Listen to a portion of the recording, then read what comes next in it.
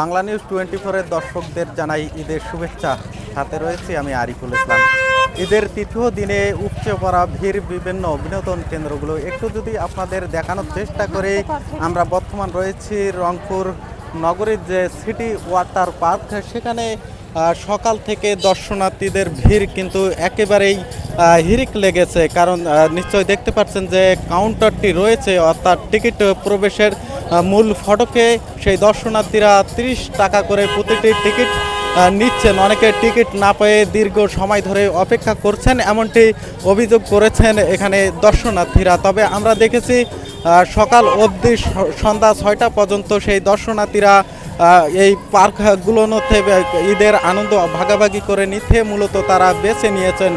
বিশেষ করে অন্যতম এই পার্কটিতে রয়েছে বিভিন্ন যে পশু পাখি সহ স্পিড বোর্ড এবং খেলাধুলার জন্য অনেক কিছুই এখানে রয়েছে। মূলত তারা বিশেষ করে এই পার্কটি তারা বেছে নিয়েছেন। অন্য অন্য পার্কগুলোতে আমরা গিয়েছিলাম, তবে দর্শনার্থীর সংখ্যা কম থাকলেও ইতিমধ্যে দর্শনার্থীর সংখ্যা বেড়ে গেছে। কিন্তু সিটি ওয়াটার পার্ক যে রয়েছে সেই পার্কটিতে, তবে আমরা দেখেছি প্রশাসনও এখানে রয়েছে, কারণ বিশেষ করে দর্শনার্থীদের ভিড় একটু লেগে যাওয়ার কারণে আইন শৃঙ্খলা বাহিনীর যে তৎপর সেটিও আমরা লক্ষ্য করেছি। তবে এখানকার যিনি কর্মরত রয়েছেন, দায়িত্বে রয়েছেন এই পার্কটিতে, তার সাথেও আমরা কথা বলবার চেষ্টা করেছিলাম। তারা যেমনটি আমাদেরকে বলেছেন যে ঈদের সময় বিশেষ করে দর্শনার্থীর সংখ্যা বেড়ে যাওয়ার কারণে তাদের অনেক কয়টি টিম বাইরে, ভিতরে এবং গ্যারেজ যে রয়েছে সেখানেও তারা রয়েছে, যাতে কোনো ধরনের অপ্রীতিকর ঘটনা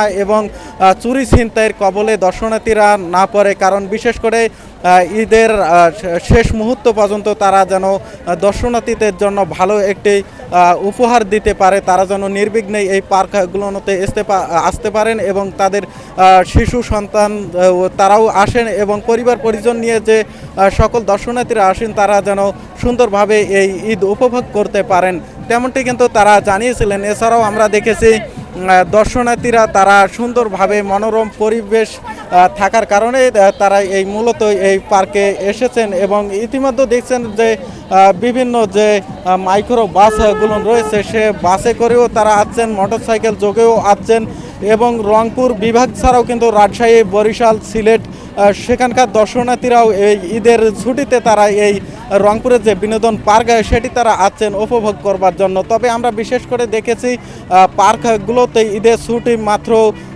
3 দিন।